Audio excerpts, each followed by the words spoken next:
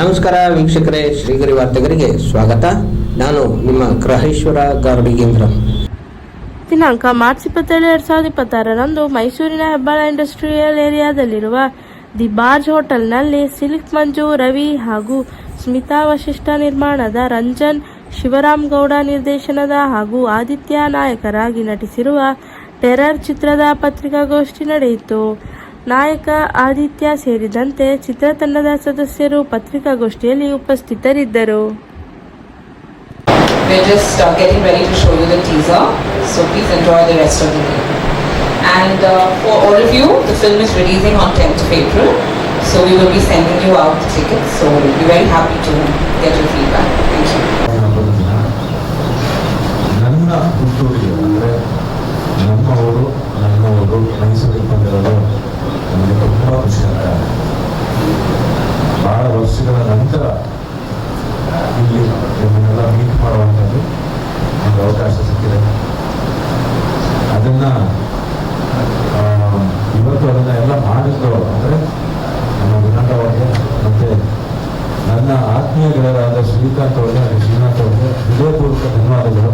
ಅವರು ಈ ಜಾಗದಲ್ಲಿ ನನಗೆ ನನ್ನ ಟೀಮ್ಗೆ ಕರೆಸ್ಕೊಂಡು ಅವರನ್ನೆಲ್ಲ ನಡೆಸ್ಕೊಂಡಿದ್ದಕ್ಕೆ ತುಂಬ ಧನ್ಯವಾದಗಳು. Thank you so much. Title terror ಇರ್ಬೋದು, ಬಟ್ ತುಂಬ ಕಮರ್ಷಿಯಲ್ ಸಿನಿಮಾ ಅಂತಲೇ ಹೇಳ್ಬೋದು.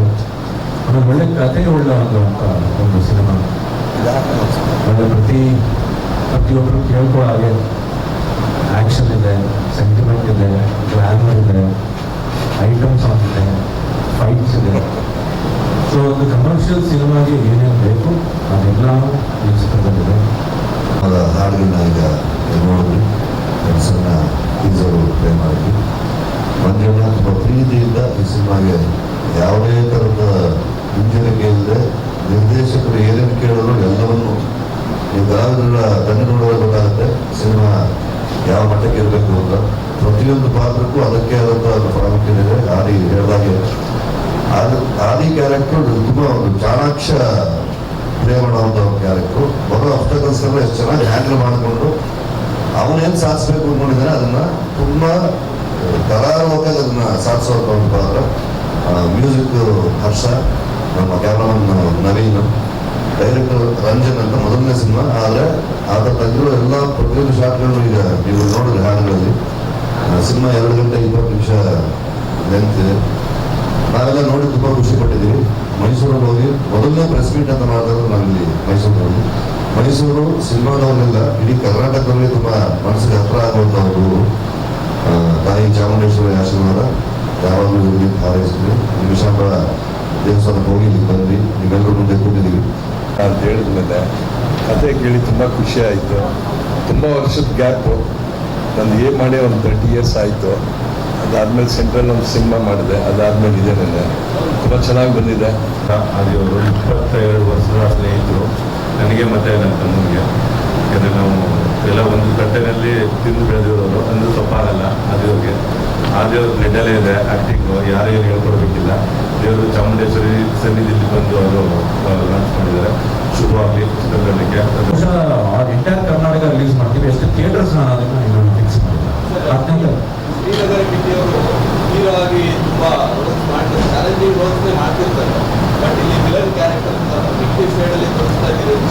ಸ್ಕ್ರೀನ್ ಸ್ಪೇಸ್ ಸಿಗುತ್ತೆ, ಇದು ಚಾಲೆಂಜ್ ಇಪ್ಪ. ಎಷ್ಟು ಸ್ಪೇಸ್ ಸಿಗುತ್ತೋ ಅಲ್ಲಿ ಕೆಲಸ ಮಾಡೋದು ಸರ್. ನಾನು ಇವಾಗ ಹೇಳ್ಬಿಟ್ರೆ ಏನು ಗೊತ್ತಾಗುತ್ತೆ ನಿಮಗೆ. ಬಟ್ ಸಿನಿಮಾ ಎಂಡಲ್ಲಿ ನಾವೇನೇ ಯೋಚನೆ ಮಾಡೋದು ಮೇಲೆ ಇನ್ನೊಬ್ಬ ಕೂತಿದ್ದಾನೆ ಅನ್ನೋದನ್ನು ಯಾವತ್ತೂ ಮರಿಬಾರ್ದು. ನಾವು ಅನ್ಕೋಬೋದು ನಾವು ಹಿಂಗೆ ಮಾಡ್ಬಿಟ್ಟು ಹಿಂಗೆ ಆಗುತ್ತೆ ಅಂತ. ಮೇಲೊಬ್ಬ ಕೂತಿದ್ದಾನೆ ಸರ್, ಅವನ್ನೆಲ್ಲ ನೋಡ್ತಾಯಿದ್ದಾನೆ ಸರ್. ನಾನು ಆಲ್ರೆಡಿ ನಮ್ದೆಲ್ಲ ಸ್ಕ್ರೀನ್ ಪ್ಲೇ ಕಳಿಸ್ಬಿಟ್ಟಿದ್ದ ಅಂತ ಹೇಳಿದ್ವಿ. ನಾವು ಚೇಂಜ್ ಮಾಡೋಕ್ಕಾಗಲ್ಲ. ಸಂಕ್ಷಿಪ್ತವಾಗಿ ಹೇಳ್ಬೇಕು ಅಂದರೆ ನಮಗೆ ಚಿಕ್ಕದಾಗಿ ಒಂದು ಮೆಸೇಜ್ ಇದೆ ಚಿತ್ರದಲ್ಲಿ. ಬಟ್ ನಾವು ಮೆಸೇಜ್ ಕೂಡ ಚೆಕ್ ಮಾಡೋದಿಲ್ಲ, ಎಂಟರ್ಟೈನ್ಮೆಂಟ್ಗೋಸ್ಕರ ಮಾಡೋ ಸಿನಿಮಾ. ಪಕ್ಕಾ ಕಮರ್ಷಿಯಲ್ ಇರ್ತದೆ. ತುಂಬ ಬೇಸರದ ಸಂಗತಿ ಏನಂದರೆ ನಾನು ಕಿಟ್ಟಿ ಫಸ್ಟ್ ಮಾಡಿದ್ದು ಆದಿ ಶಾಂತಲಾ ಥಿಯೇಟರ್ ರಿಲೀಸ್ ಆಗಿ. ಇವತ್ತು